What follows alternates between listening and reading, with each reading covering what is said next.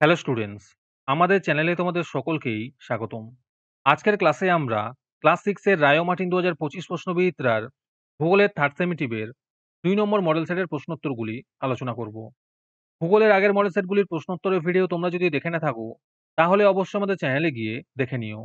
নিচে ডিসক্রিপশনে লিংক আমি দিয়ে রাখলাম। আর তোমরা যদি আমাদের চ্যানেলে নতুন হয়ে থাকো, তাহলে চ্যানেলটিকে সাবস্ক্রাইব করে পাশে থাকা বেল আইকনটি অলে প্রেস করে রেখো। তাহলে পরে ক্লাসের ভিডিওগুলি আমি আপলোড করলেই তোমাদের কাছে নোটিফিকেশন পৌঁছে যাবে। তাহলে শুরু করা যাক। ২ নম্বরে আছে সঠিক উত্তরটি নির্বাচন করে লেখো। ১ নম্বর প্রশ্ন হলো, যে পূর্ণ বৃত্তাকার রেখা পৃথিবীকে সমান দুভাগে ভাগ করে তা হলো মহাবৃত্ত। ২ নম্বর প্রশ্ন হলো, পৃথিবী আবর্তন করছে পশ্চিম থেকে পূর্বে। ৩ নম্বর প্রশ্ন হলো, সূর্যাস্তের ঠিক পরের সময়কে বলা হয় গোধূলি। ৪ নম্বর প্রশ্ন হলো, কোন গ্রহে বাতাস না থাকলে সেখানে আকাশের রং হবে কালো। ৫ নম্বর প্রশ্ন হলো, স্ট্র্যাটোস্ফিয়ারে যে গ্যাস অতি বেগুনি রশ্মিকে শোষণ করে তা হলো ওজোন। ৬ নম্বর প্রশ্ন হলো, পৃথিবীকে বেষ্টন করে থাকা গ্যাসীয় আবরণকে বলে বায়ুমণ্ডল। ৭ নম্বর প্রশ্ন হলো, বাতাসে ধুলোর কণায় সূর্যরশ্মি প্রতিফলিত হয়ে বিচ্ছুরিত হলে আকাশের রং হয় নীল। ৮ নম্বর প্রশ্ন হলো, যে পদ্ধতিতে আগত সৌররশ্মি ভূপৃষ্ঠকে উত্তপ্ত করে না তা হলো ঘনীভবন। ৯ নম্বর প্রশ্ন হলো, বৃষ্টিপাতের পরিমাণ মাপা হয় যার দ্বারা তা হলো রেনগজ। ১০ নম্বর প্রশ্ন হলো, শব্দের তীব্রতা পরিমাপ করার যন্ত্রের নাম হলো ডেসিবেল। ১১ নম্বর প্রশ্ন হলো, বায়ু দূষণের ফলে ক্ষতি হয় সকলের। এখানে সকলের বলতে শিশুদের হবে, বৃদ্ধদেরও হবে, আর মহিলাদের, এই তিনটেই হবে। ১২ নম্বর প্রশ্ন হলো, ভারতের একটি পশ্চিম বাহিনী নদী হলো নর্মদা। ১৩ নম্বর প্রশ্ন হলো, ভারতের দীর্ঘতম হিমবাহ হলো সিয়াচেন। ১৪ নম্বর প্রশ্ন হলো, পাট হলো তন্তু জাতীয় ফসল। ১৫ নম্বর প্রশ্ন হলো, গম চাষের জন্য প্রয়োজনীয় বৃষ্টিপাত হলো ৫০ থেকে ১০০ সেমি। ১৬ নম্বর প্রশ্ন হলো, মানচিত্রে কৃষিজমি বোঝাতে যে রং ব্যবহার করা হয় তা হলো সবুজ। ১৭ নম্বর প্রশ্ন হলো, পশ্চিমবঙ্গের অন্যতম আদিবাসী জনগোষ্ঠী হলো সাঁওতাল। ৮ নম্বর প্রশ্ন হলো, কালো মাটি যে ফসলের চাষের জন্য উপযুক্ত তা হলো তুলো। তারপরে ৩ নম্বরে আছে শূন্যস্থান পূরণ করো।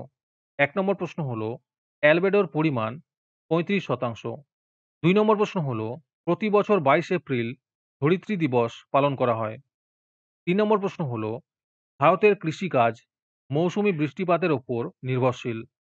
৪ নম্বর প্রশ্ন হলো, এখানে একটি ছবি দেওয়া আছে, এই প্রথাগত প্রতীক চিহ্ন দ্বারা ভৌগোলিক মানচিত্রে মন্দির বোঝানো হয়।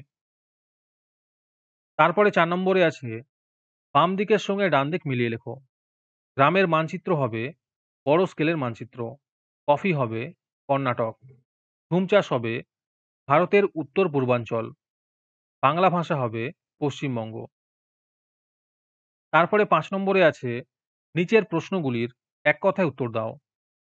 ১ নম্বর প্রশ্ন হলো, ম্যাপ শব্দটির উৎপত্তি কোন ল্যাটিন শব্দ থেকে এবং তার অর্থ কী? এর উত্তর হবে, ম্যাপ শব্দটির উৎপত্তি ম্যাপ্পা শব্দ থেকে, আর এর অর্থ হলো কাপড়। ২ নম্বর প্রশ্ন হলো, দার্জিলিং ও অসমে কোন বাগিচা ফসলের চাষ হয়? এর উত্তর হবে চা। ৩ নম্বর প্রশ্ন হলো, সিন্ধু নদের উৎস কোনটি? এর উত্তর হবে তিব্বতের মানস সরোবরের নিকট কৈলাস পর্বত।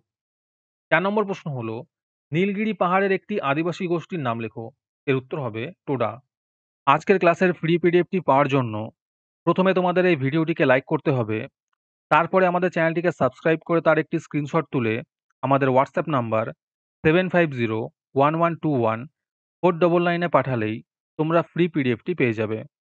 আর বাকিরা ৩ টাকা দিয়ে আজকের ক্লাসের সম্পূর্ণ মডেল সেটটি আমাদের কাছ থেকে নিতে পারো। তারপরে ৬ নম্বরে আছে, অনধিক ৩০টি শব্দের মধ্যে নিচের প্রশ্নগুলির উত্তর দাও। এই প্রশ্নের উত্তরগুলি আমি তোমাদের দেখিয়ে দিচ্ছি, তোমরা দেখে দেখে নোট ডাউন করে নিও। ১ নম্বর প্রশ্ন হলো, কাকে নীল গ্রহ বলা হয় এবং কেন? ২ নম্বর প্রশ্ন হলো, তাপমণ্ডলের বিভাগগুলি লেখো।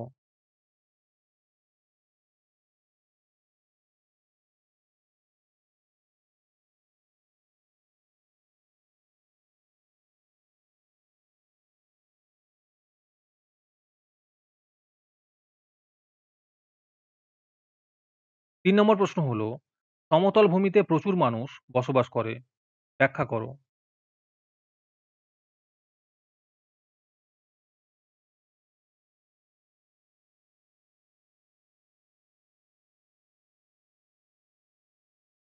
৪ নম্বর প্রশ্ন হলো, খাদ্য ফসল কাকে বলে? উদাহরণ দাও।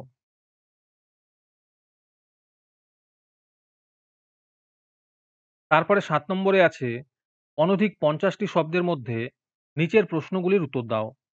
১ নম্বর প্রশ্ন হলো, জলচক্র চিত্রসহ ব্যাখ্যা করো।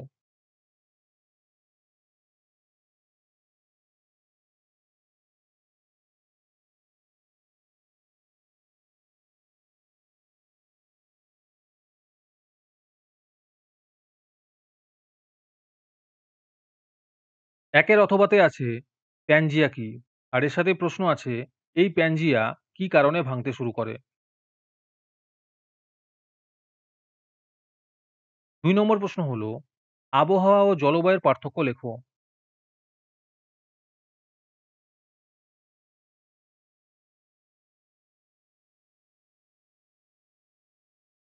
৩ নম্বর প্রশ্ন হলো, গঙ্গা নদীর গতিপথ লেখো। আর এই পয়েন্টগুলো তোমাদের দিতে বলেছে।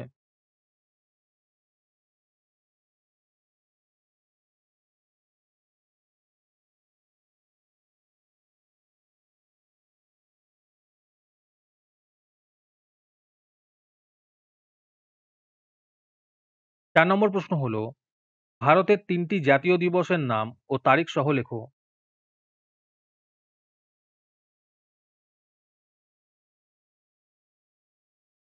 ৪ এর অথবাতে আছে, প্রাকৃতিক মানচিত্র ও রাজনৈতিক মানচিত্র কাকে বলে?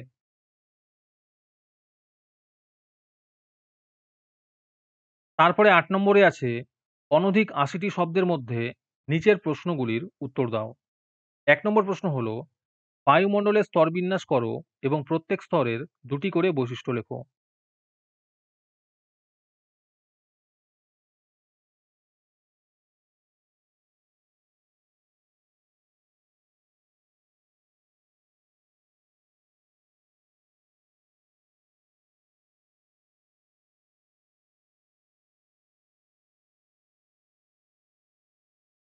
২ নম্বর প্রশ্ন হলো, কি, কি কারণে বায়ু দূষণ হয়?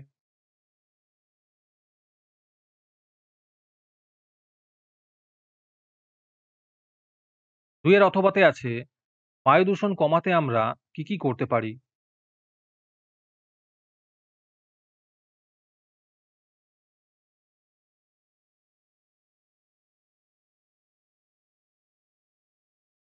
৩ নম্বর প্রশ্ন হলো, ভারতের উপদ্বীপীয় মালভূমি অঞ্চলের বিভাগগুলি আলোচনা করো।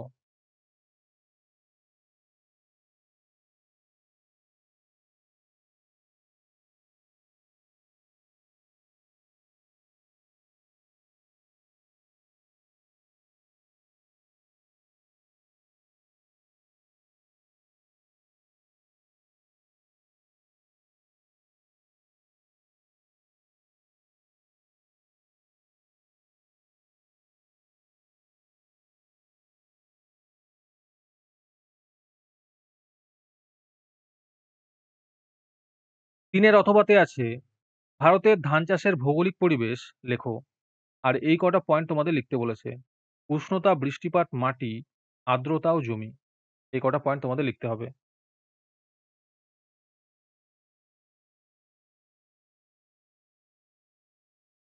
আজকের ক্লাসটি তোমাদের ভালো লেগে থাকলে ভিডিওটিকে লাইক এবং চ্যানেলটিকে সাবস্ক্রাইব করে দিও। তার সাথে ভিডিওটি তোমাদের সহপাঠীদের শেয়ার করে দিও। আর তোমরা কোথা থেকে আমাদের ভিডিওটি দেখছো অবশ্যই কমেন্টে লিখে জানিও। তাহলে আজকে এই পর্যন্তই। দেখা হচ্ছে পরের ক্লাসে।